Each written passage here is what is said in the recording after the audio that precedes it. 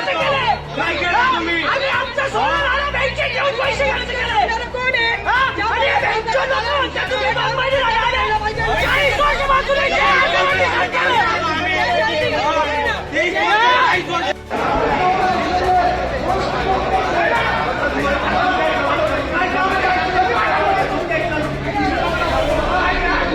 एकेकानी भूमिका मांडा, एकेकानी भूमिका मांडा.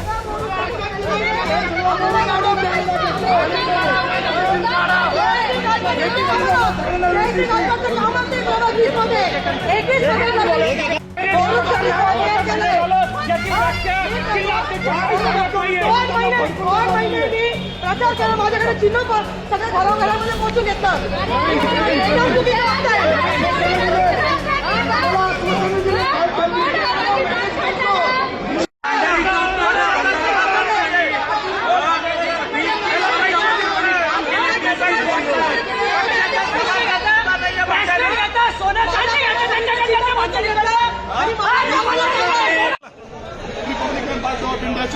भाजपचे जे नाराज इच्छुक आहे ज्यांची उमेदवारी कापली तो रिपब्लिकन पक्षाला शब्द देऊनही त्यांना पण एकही जागा नाशिकमध्ये देण्यात आली नाही.